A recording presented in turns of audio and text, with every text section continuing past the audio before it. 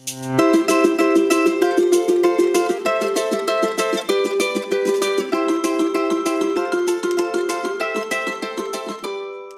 for joining us for our annual State of the States event, and welcome to the second podcast in our conference series, Customized and Supported Employment Trends Across Populations.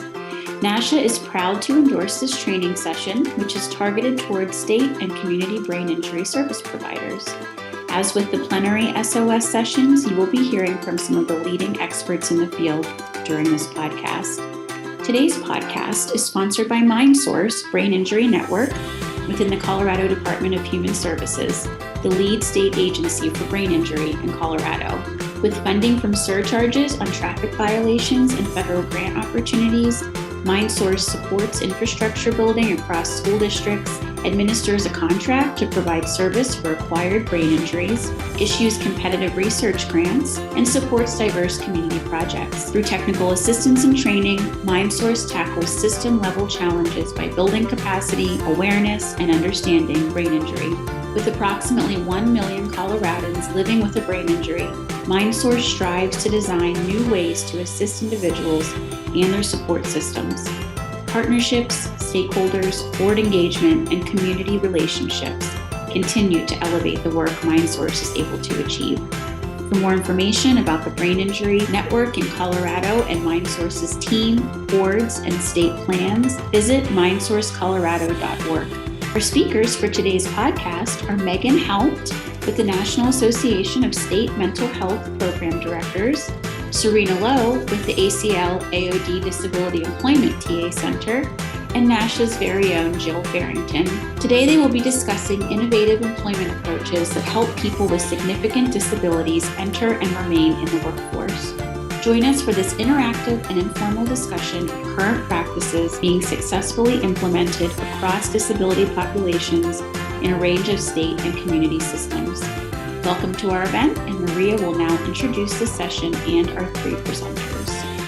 Thanks, Becky, and to our audience, we are so glad you've taken a moment out of your day to listen to this NASHA podcast. With me in the studio today are three distinguished panelists who I'm going to introduce to you in just a minute. I'd like to start first, though, by giving you a few pieces of background information that are pertinent to our topic. Employment is really more than what we do. For most, it's our identity. We often frame ourselves when we meet other people by our work, by what we do.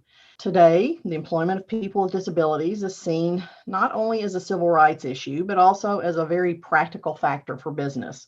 However, in the last year, and looking at some statistics from the U.S. Bureau of Labor, a reported 17% of individuals with disabilities were employed. That's down from last year.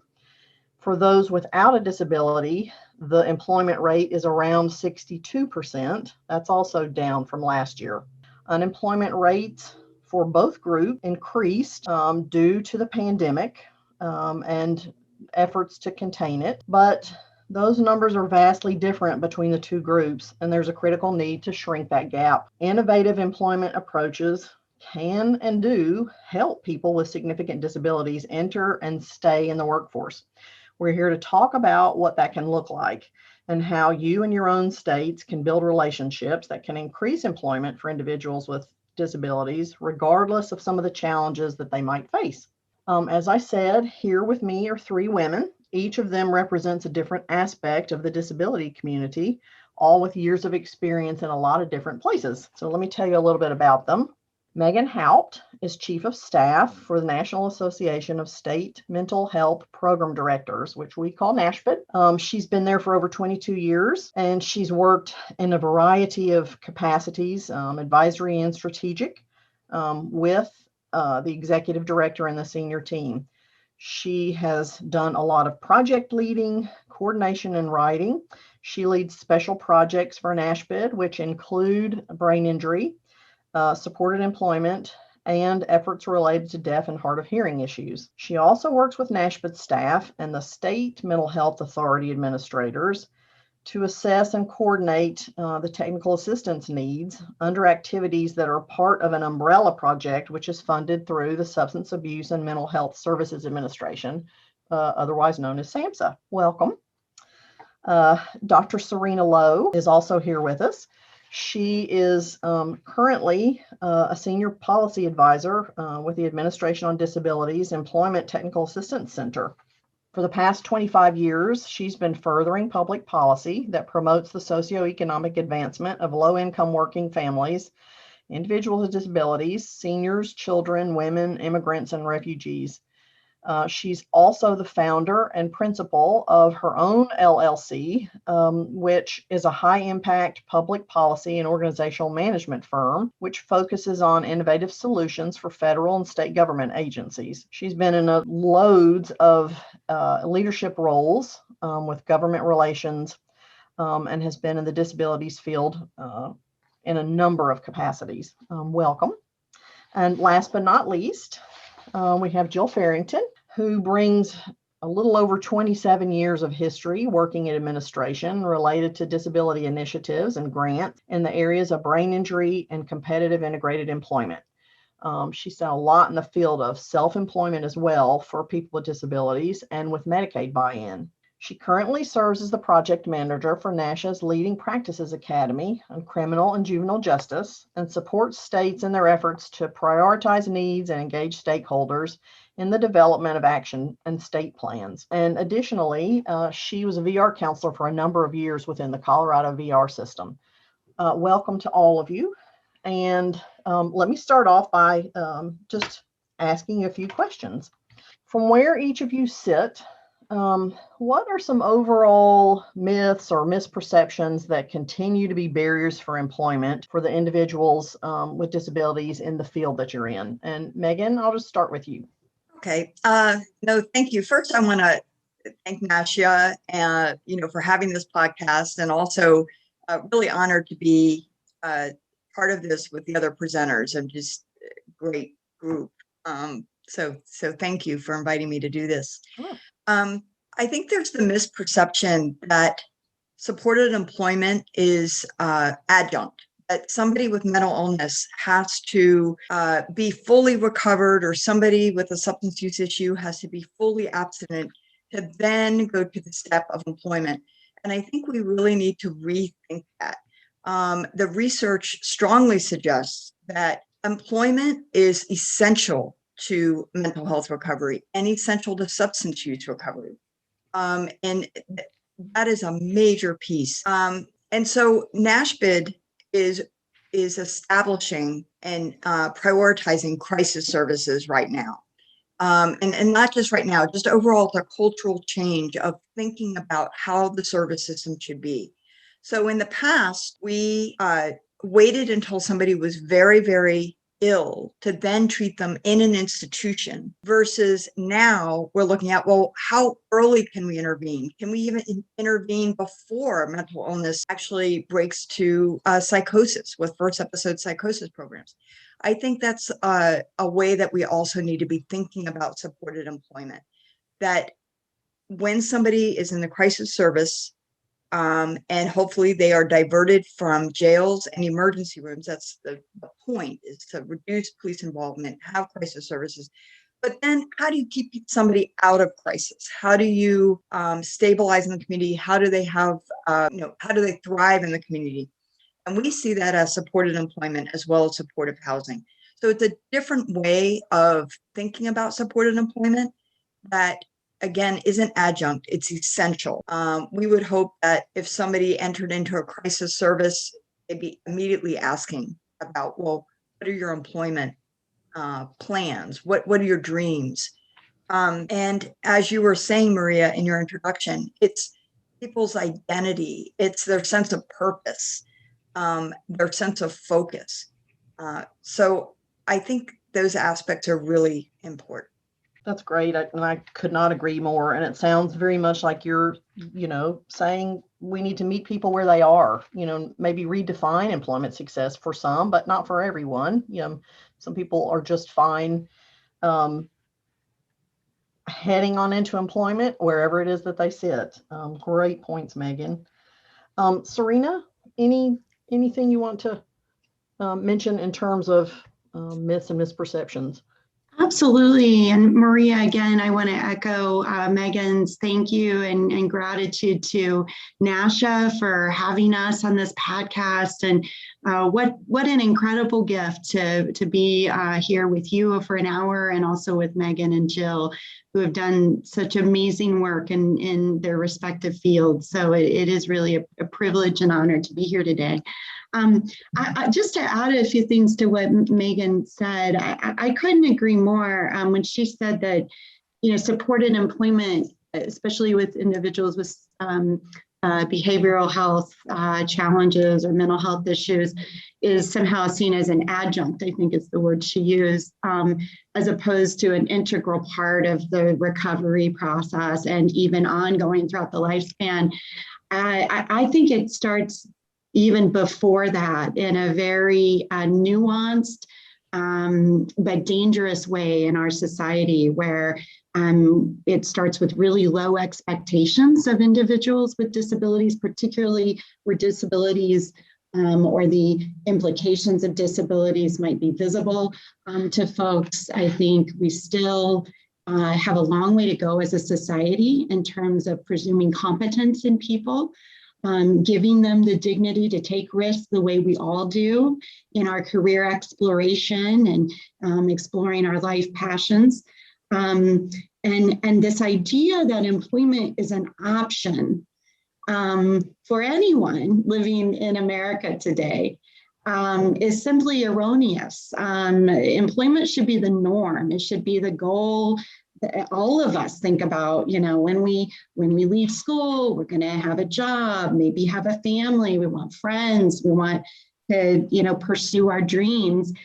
This idea that employment is, again, something that's just reachable only to a few individuals with significant disabilities or with traumatic brain injuries is just really a fallacy. And we have to turn that conversation or that mindset around, whether it's in someone's family and communities that they're getting that misperception, or it's with prospective employers, or even in systems that are supposedly intended to provide services and supports to someone to live a full life. Wherever they're getting these barriers, we have to really talk through and teach people to look at folks, again, not just with presumed competence, but that everyone has something important to contribute to our society. And starting from that point, everything, whether it's a plan through recovery, whether it's a part of just your life evolution and personal development and growth, employment is a fundamental part of that in our identity of who we are. And so we should be offering the same perspective, or looking at individuals with disabilities and especially with traumatic brain injury from that same lens as we do ourselves. So I think that those are some misperceptions. And I just want to add one other thing that I think what further feeds that is those notions are what informed and created policies that have been around for a really long time. So if someone has a disability, they need some additional support, whether it be through Social Security or Medicaid or other publicly financed supports and systems, that they have to demonstrate an incapacity to be employed, which again just seems so counterintuitive to the American way. These systems should really be about investing in people to support them to be optimally self-sufficient, meaning encouraging employment. And so these deeply rooted misconceptions based on low expectations of people with disabilities not only continue to present themselves in different parts of our communities and society overall, but also in the programs and policies that individuals with disabilities have to navigate and deal with on a daily basis as a form of survival. So those are, from my standpoint, those are some real issues that we as a society need to contend with. Absolutely, and well said. Thank you. Jill, anything about brain injury specifically that you're thinking about? Sure. Thank you very much. I'm really grateful to be a part of this podcast. It's a real honor, particularly on a topic as important as this one. The importance of work, as it's been really highlighted by Megan and Serena, really help us to remember that work is an incredibly important part of our lives, and it leads to healthier lives as well. So just from a medical standpoint, we need to really be paying attention to those policies, making sure that people have access to services and supports, and that they're not discouraged along the way. And that happens. I wanted to just mention that in my experience, there's often a misperception that due to the symptoms of brain injury, that oftentimes work may be precluded. Individuals with brain injury may be encouraged to consider volunteerism, which is not a bad thing at all. And in fact, it could be a really great place to start, but it doesn't have to be the place to start either. Some of our service systems have excellent other ways for people to build back up their confidence and to kind of refine their soft and their hard skills. Some states are doing innovative practices like paid work experiences that are brief, but allow the person to actually receive some income while they're doing that type of an experience. So I feel like that's incredibly important, starting part-time and moving to full-time. But unfortunately, I do think that there is that messaging, and it can come from families. It can come from very well-meaning rehabilitation staff. It can come from other service providers. So we have a lot of work to do, it seems to me, to really change the narrative.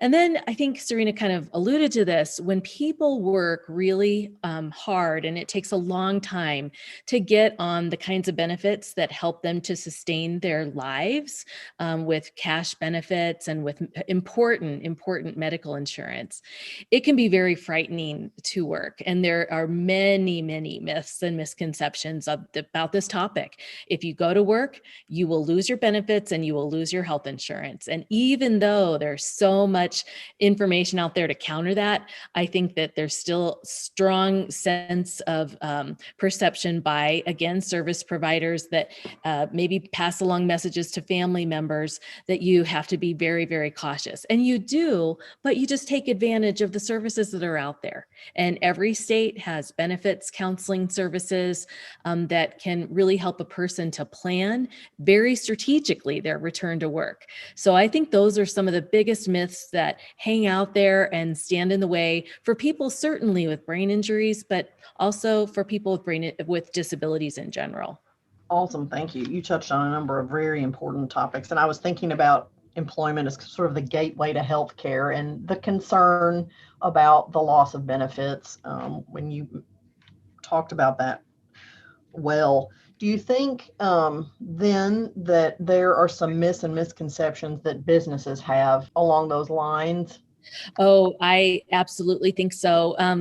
And I don't know if it's a myth or a misconception, but we have so much work to do to change the perspective of employers that hiring a person with a brain injury or a mental health illness or an intellectual and developmental disability, or you name it, is done out of a charity move or from that mindset of trying to provide an opportunity for a person who has disadvantages, rather than pulling all that back and looking at the person and realizing where there's a strong fit and that employee, that potential employee, can actually add to my business, can really enhance my workplace. And the data shows that. So I think that that's an area of, again, a lot more work to do on our end as service providers and for employers to gain greater and greater knowledge in this area.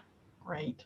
Serena, you wanted to add to that, I think. Yeah, I couldn't agree more. I'm so thrilled that Jill made this point. I often think that it's not always the employer that comes into a conversation with that attitude. It's the service provider or the job development professional or the human service professional or case manager or even family member who comes in with those messages. And so then an employer who is really thinking about what is in the best interest of my company or my organization, is left here thinking, oh, okay, you want me to hire someone that has all of these profound challenges and complications, and And of course, employers are then not interested in moving forward, rather than saying, here are some assets of this individual. Look at these amazing contributions that they can bring to the table, things that they excel at that maybe some of your other employees do not. And selling them this the way we would sell ourselves, right, in an employment process. I think that is one of the most critical mistakes that can just spiral into a really permanent issue of unemployment for an individual. So that's the kind of help I always say, no, thank you. I'd rather put people with disabilities in there on their own to sell themselves with just a little coaching and prompting, the way we do all of our young people in this country when they first go out and start looking for a job. Great point. And Maria, can I jump? Sorry, go ahead. No, I was actually headed to you because I'm thinking that's in a way sort of a segue to, some of the positive pieces that we've talked about in terms of some shifts in culture and thinking and sort of some destigmatization, particularly, Megan, with the population that Ashbed works with. That's exactly, I just love that Jill and Serena raised this and looking at the whole person. And I think that is a societal piece that's so important. That there's a high likelihood that any one of us or a family member might experience a mental illness or a disability in any point in their lifetime. And the disability of the mental illness should not define the person. It should be, they're a whole person. They have interests, they have passions, they have loved ones, they have hobbies or whatever those things are. And then, they're also working with some challenges. And so, yes, the strengths of somebody should be emphasized. The assets of them should be emphasized. I really love that that's getting raised. Awesome. And I do feel like in general, people respond more positively, particularly to topics surrounding mental illness than they did even 10 years ago. Do you agree? I do. And in fact, it might even be in the past 5 years that now the momentum has been there, but I think it's really come forward, especially with COVID, where people who didn't necessarily have a pre-existing mental health issue or pre-existing substance use issue, and that emerged during this time where they lost loved ones. There were some very intense experiences. And so I think there's much more normalization around mental health and substance use right now in terms of being able to address it, being able to talk about it. Certainly federally, it's treatment is being supported through funding. The mental health block grant is having increases. There's a crisis services set aside for a year or two. It's all very, very good. And of course, we hope to continue the crisis services set aside as we move along. But the forefront of the funding, just a lot in behavioral health, and we're really excited about that and the momentum. That's great. Serena, before I move on, anything that you've worked for many, many years with the federal government, and I'm thinking about ODEP in particular. Have you seen some shifts there sort of culturally, with some of the federal programs beyond what, Megan's referencing with SAMHSA? I have, with respect to the Workforce Innovation and Opportunities Act. I think that was a real game changer.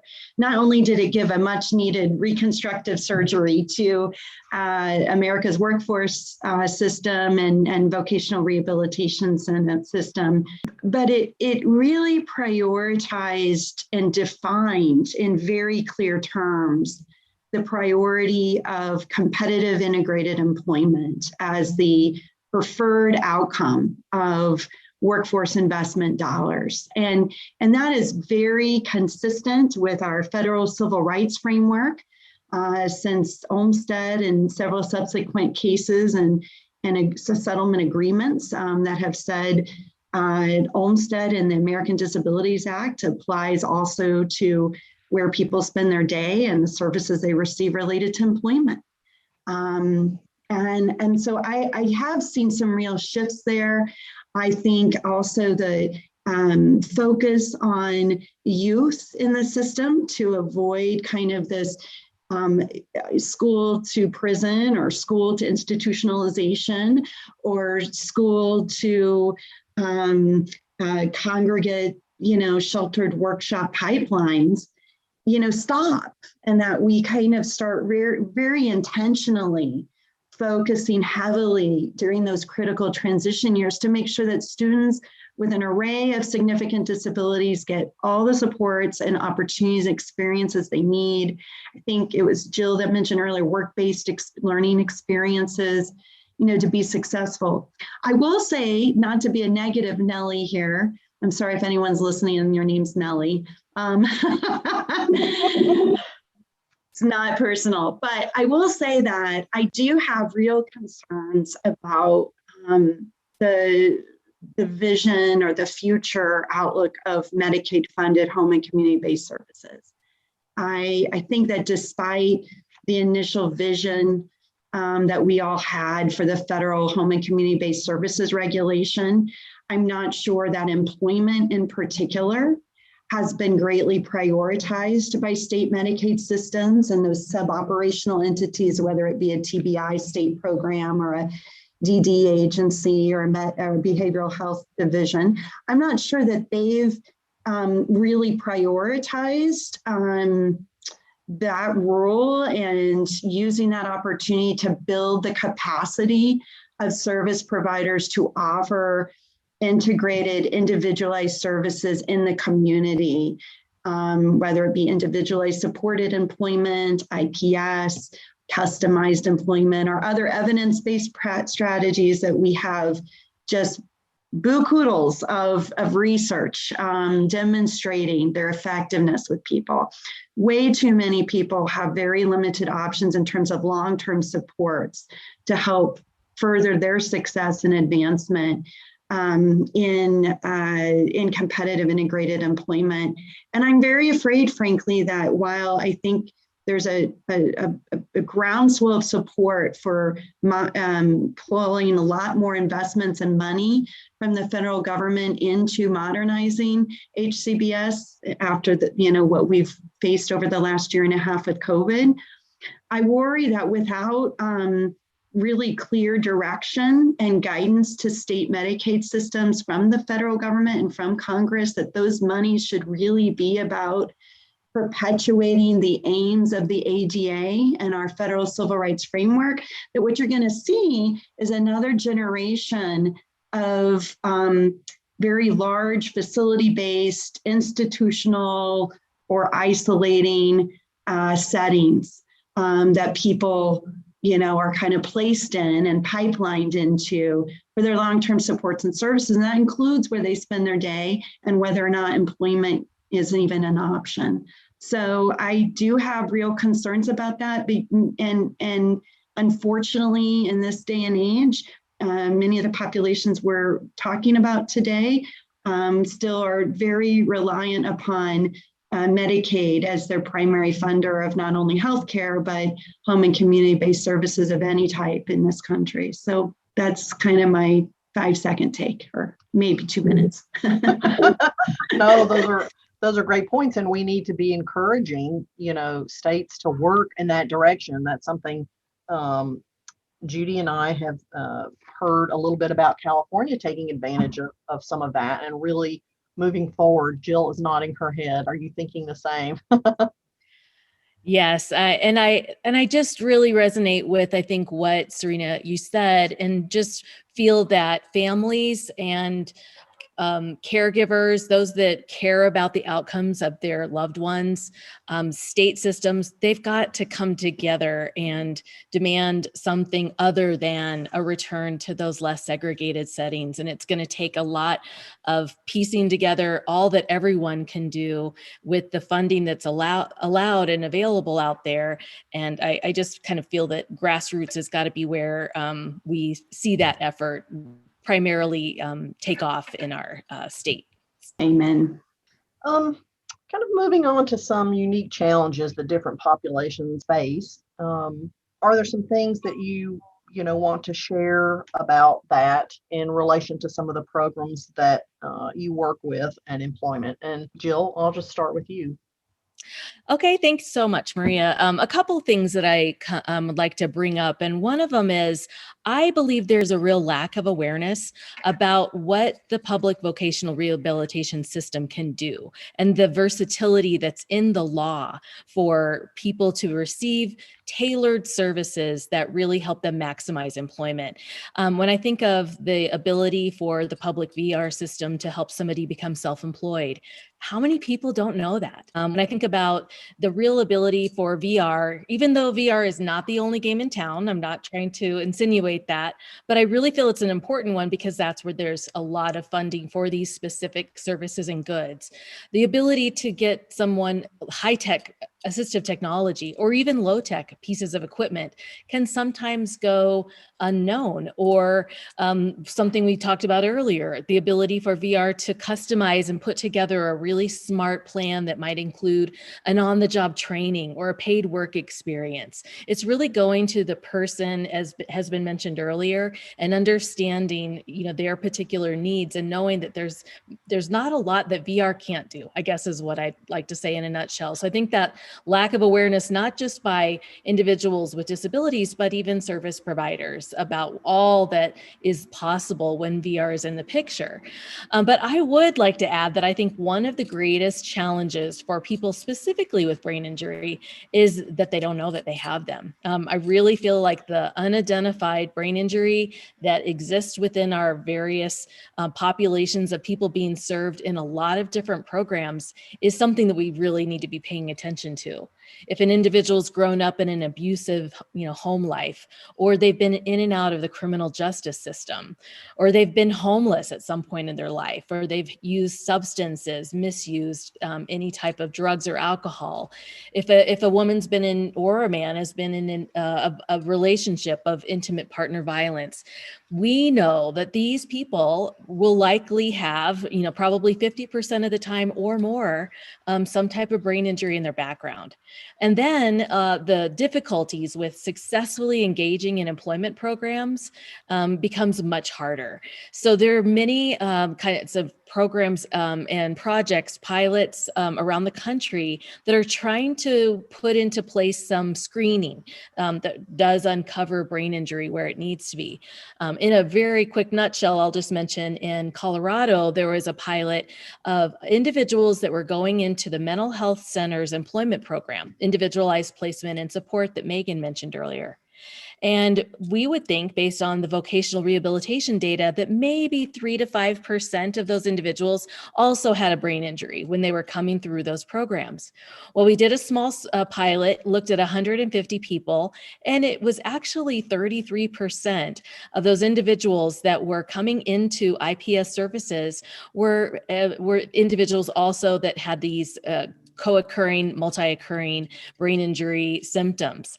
And those are the reasons, when you think about the hallmark symptoms of brain injury, inability to follow through or to kind of keep emotions in check or to have memory and how that relates to keeping appointments. Those are reasons that people fall out and fail in employment programs. And when we just spend the time to figure it out on the front end in as many kind of service systems as we can, I think we really do better by the people that we're serving and help them to achieve better outcomes.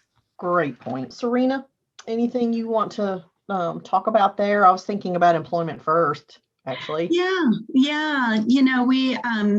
My background in this work really in field started with the intellectual and developmental disability population, which to date has the lowest employment outcomes across the board.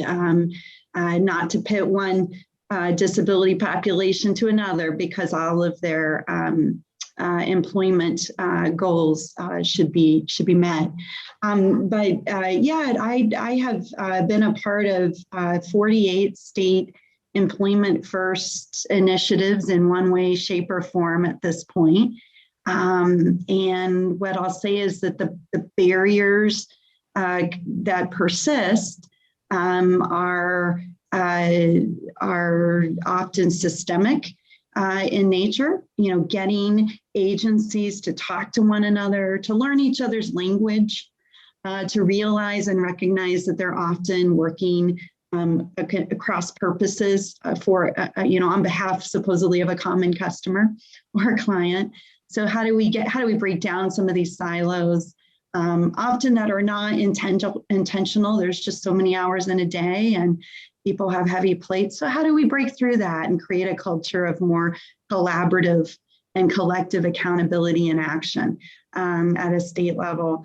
I would say at an individual level, some of the key barriers that continue that I'm seeing even in the most advanced employment first states are less about getting maybe one's foot in the door, although tackling low expectations, as we discussed earlier, is still a challenge.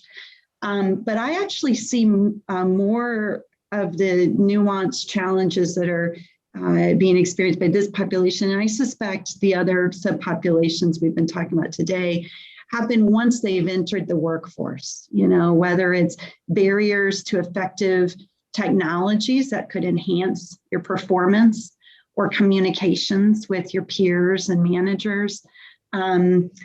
The fear that comes for asking for additional accommodations that maybe you didn't think about in the job negotiation process that are typically not a big deal, but there's a real fear about making those requests later on down the road.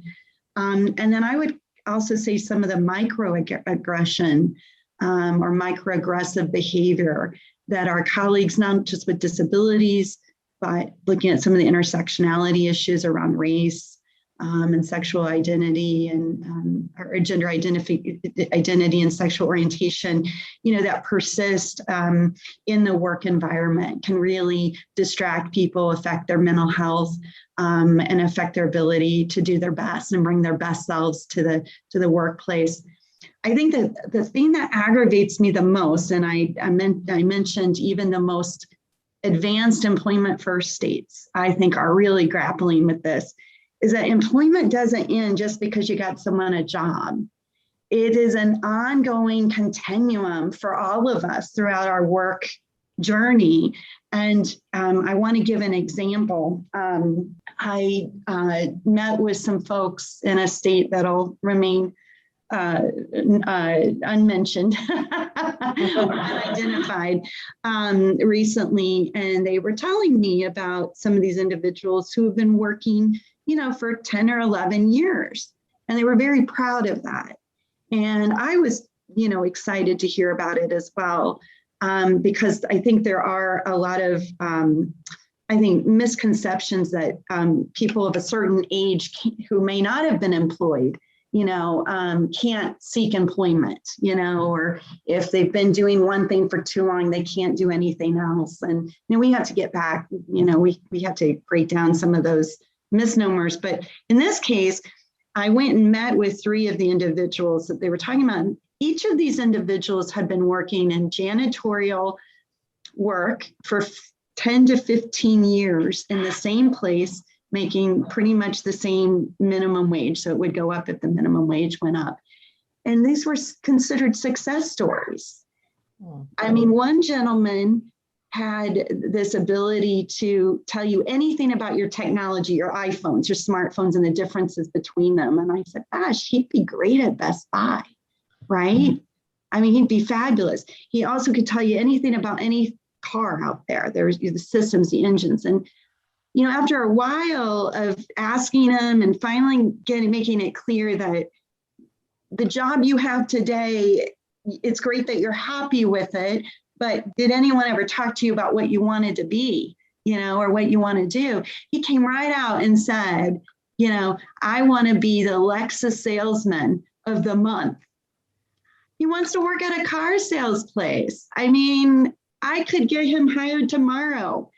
And so that's where I'm saying, we can't just stop and say, oh, successful outcome, whether it's VR, whether it's the job coach, whether it's the family or the case manager, we can't stop there. It's a career pathway. We have to help the individual, again, live their most fulfilled life. And that means building blocks. So I know I kind of went on that, but I think those are the types of maybe 2.0 challenges that we aren't even thinking about in a lot of places, but we should. We need to do that if we're going to get this systems change work right.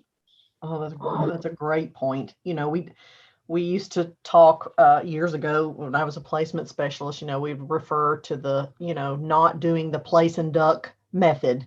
There is the rest of the story there, that applies to career advancement and retention of a job that pays well, that has, a lot of personal satisfaction, to an employee. We need to focus on that too. Megan, I know you have some things you want to add to that. Yeah, it gets back to what we were talking about earlier, is seeing people with mental illness or disabilities as whole people. Don't we all want a career path? Don't we all want dreams and live our dreams and unfold as passions? Just because, even within a job, how does that job grow? How do we, become even better at something? It's all important. So Serena and Jill, I love that you are bringing that in.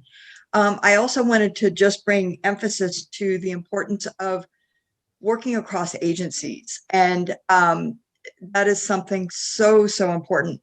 NASHBIT has a strong partnership with CSAVR, with the voc rehab directors.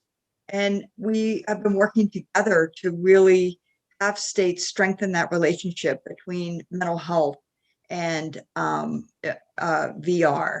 And so that relationship is so key. On top of that, then how do we expand those relationships to Medicaid, to the Department of Education, to the Department of Labor, and how do we bring everybody in? There are some states doing a great job with that. It's not necessarily predominant. And so, we're just working on that. Is glad that you raised that, Serena. Great point. Jill?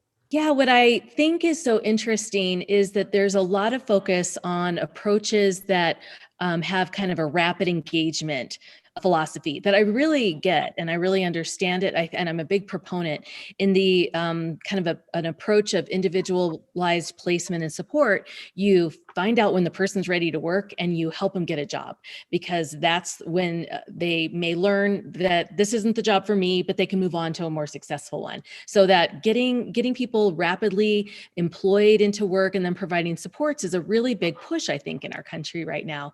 The threat there, it seems to me, is that it could lead to what I think, Serena, you were talking about earlier, where somebody gets into a job and it really doesn't represent what they can do. And we talked earlier about the versatility of DVR. People may or may not know that they can go back to VR and they can say, you helped me a year ago, but really, I'm underemployed and I need those services again.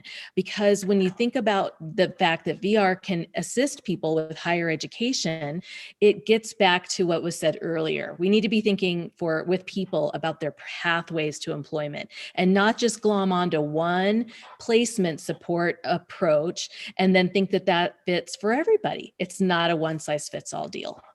Absolutely true. And something that you touch on too that I am wondering what your thoughts are about this particular issue is how important are person-centered practices and planning with employment.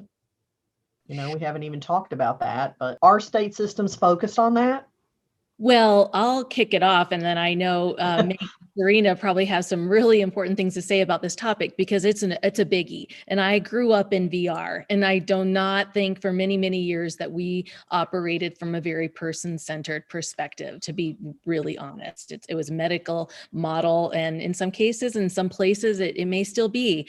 However, as Serena mentioned earlier, with WIOA and the new regulations, there is a much stronger focus on competitive competitive integrated employment, but what goes along with that are approaches like discovery and customized employment. In a discovery approach, a service provider is expected to get to know the individual. And I believe that discovery ought to be an option and a service for all people with disabilities, regardless of if they meet a certain checkbox for most significant disability and supported employment. It's just a good way to do things, to get to know the person, to see what makes them tick, because then they're equipped to go to the employer and say, let me tell you about Johnny. He can fulfill this gap that you've got. And here's how, and here's what we know about him. We just haven't done enough of that, but I think that the regulations are going to have us doing that more and more, and that states are really figuring out their customized employment steps, and especially that biggie around discovery that gets back to what you said, Maria, and operating from a person-centered perspective. And if I could just add on that, she said everything I would have said, and just took it right out of my mouth. I would just go one step farther, and this might sound radical, but I don't think it should be. If you believe in employment first, which is the premise that all publicly funded services should support competitive integrated employment, full community inclusion, and optimal independent living and self-sufficiency. First and foremost is those outcomes. Then predicated in that is that you should have to have discovery as a part of any planning process, that it's not a separate service, it's embedded, that planning doesn't become just a one-off thing that you do once a year and you sit down and you've got kind of a pre-written thing and you move on. No, it's a process. Planning is a process, and it's embedded in the tenets of discovery. I think if we do that, we will see real change. I think the idea of person-centeredness inside under the same words as systems, they don't work very well together. It's not a match made in heaven. But I think discovery is the solution. If you embed discovery as a required approach to person-centeredness and to regardless of system, special education or general education, VR, workforce investment, Medicaid long-term services and supports, if you really do embed discovery as the approach towards that, then you've really expanded people's horizons about what planning is all about. And to me, it's so central to get that right if you're going to get anything else right. I feel like I want to say hallelujah to that. I'll say it, hallelujah. Yes. I think it's really important. Mm-hmm. Okay. What can we do? I'm coming back to businesses again. What can we do to encourage business to help systems implement stronger hiring and beyond job retention practices in the disability community? Megan, you want to start with that? Yes, I think it has so much to do with outreach and relationships, and it's so much of what we've talked about here.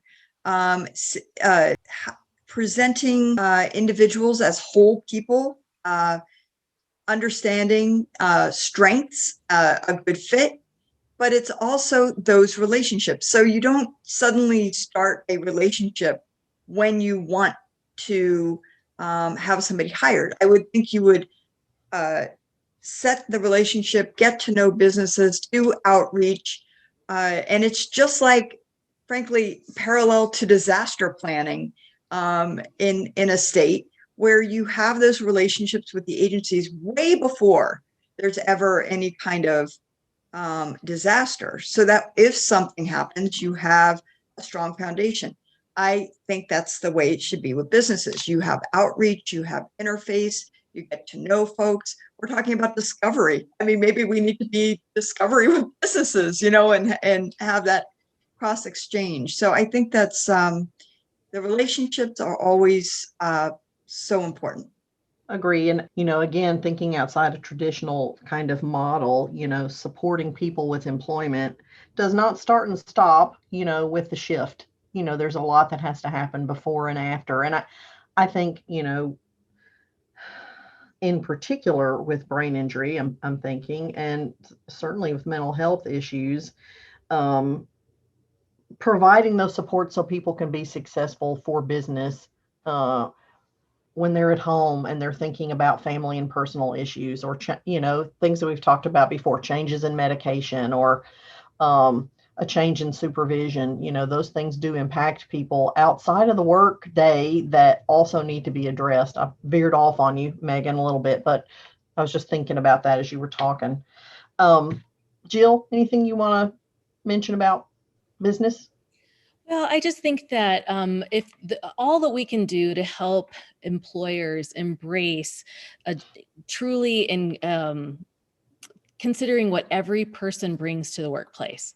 And when they think about their diversity programs, to be cognizant of disability in that arena, and realizing that disability is in their workplace far more than they know. Federal contractors try to manage this by counting how many people in their workplace had disabilities to fulfill certain requirements of the federal government. But I'm not so sure that everyone felt safe to say, yes, I have a disability. I keep it to myself. It's something I don't share.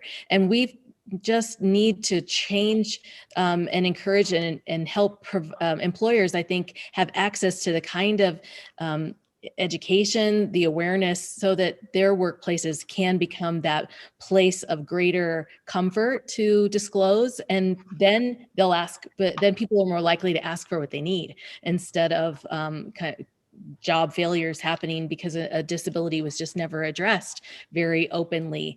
But I think that our programs, our business relations partners can play a lot of role in that area and bring that type of information to employers and help them feel more confident about employing.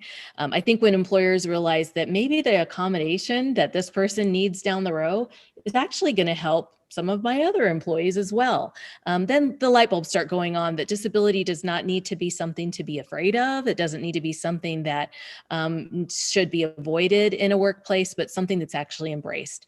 I think studies would show that coworkers feel better about their workplaces when they're working among people with disabilities. That's every employer needs to know that, and that their customers are more likely to feel good about that business and want to patronize it if people with disabilities are among the coworkers. So there's just more information sharing that we can do to try to change the perspectives in this area, I think.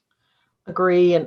And I think it might be good too for businesses to really understand that often individuals may not know what they need in terms of accommodation or where to get it, and feel okay with sort of being more proactive about that. I don't know that they're still in that place. Serena, anything you wanted to add to that?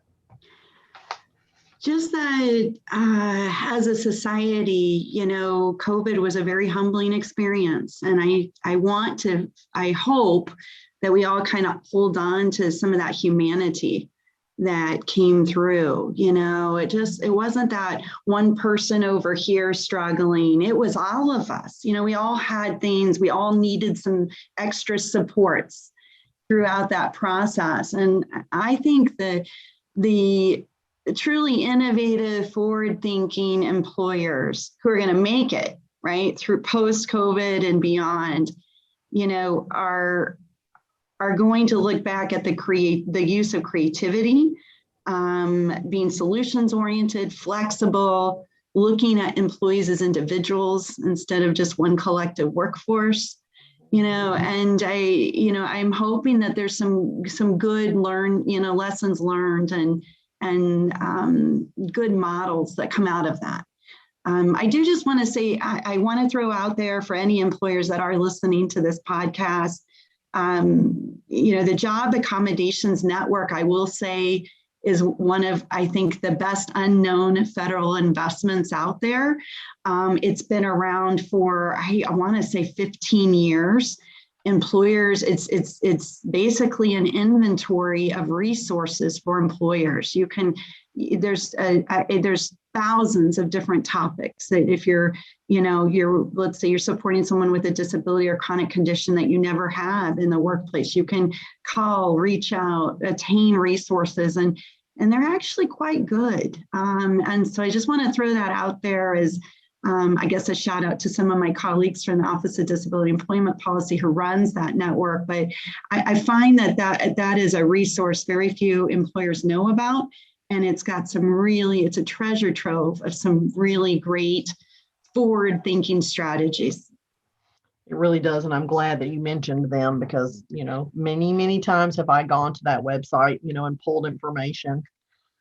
Megan, anything you want to add about business? I think it generally in our country right now, we have quite a workforce issue. You hear of restaurants not being able to hire people, and then you hear about people there's high unemployment. It's like there's this discrepancy of how is this happening? I just think we have an incredible opportunity right now to really redefine employment, redefine and give people opportunities. There are just so many right now. And so when I think about businesses, I hope that businesses can broaden the thinking and implement what we're talking about today. Definitely agree. And I was going to ask if any of you had any final thoughts you wanted to share. Serena's popped one in if you want to talk a little bit about that. Just real quickly, I think this is a very interesting time to be alive, and we've come a long way from where we were maybe a year ago when the pandemic really hit us all hard. But this is a real time of reckoning for our economy, our business sector, and our society. And I hope we take this moment in time and in history for the opportunity that it is, and not squelch it. And I think the work we're all doing to promote people with disabilities to work in this space and be equally appreciated and respected members of our workforces and our communities is central to that reckoning. So really appreciate to be a part of such a thought-provoking dialogue today. Thank you. Jill, anything you want to add? Any final thoughts? My final thought will just be, going back to employment first. I think that there may still be states that are pretty focused on employment first, more singularly on intellectual and developmental disability. And the rich opportunity there is actually to broaden the perspectives of employment first to be much more cross disability in focus. There is so much we can do to advance our systems. And I think that are better off by doing that in this really broad perspective that brings in people with physical disabilities, people with serious mental illness, intellectual and developmental disabilities, brain injury, and the list goes on and on. So I hope for seeing much more of that in the future. This has been a really great opportunity to be able to think collectively with you all about these topics, and I thank you. Absolutely. Megan, any final thoughts? I just want to echo what Jill just said. And Serena, it's just been an absolute honor to be on this panel. And the thought-provoking co-creating that we've done in this discussion, it's just incredibly exciting to me. I've learned so much from both of you, and you as well, Maria. Thank you. Oh, absolutely. I think we could go on talking for another 3 hours. And unfortunately we can't, but so many common themes have emerged across all of the systems and programs that we've talked about that I think are just so important to do some deeper diving with for sure. But we are at the end. I want to just say thank you again to the three of you for participating. This has been fabulous and so thought-provoking.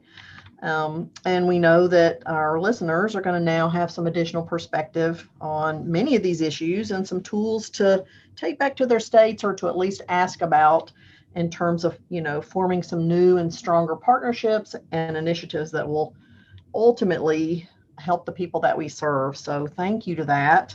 And back to you, Becky. Thanks, Maria, and to each of our presenters for sharing your unique insights and expertise on the issues and answers to employment. Continuing education credits for certified rehabilitation counseling and social work, as well as certificates of attendance, are available. Please listen in to the rest of the SOS podcasts and visit our website for other training opportunities that we offer. Thank you and have a great day.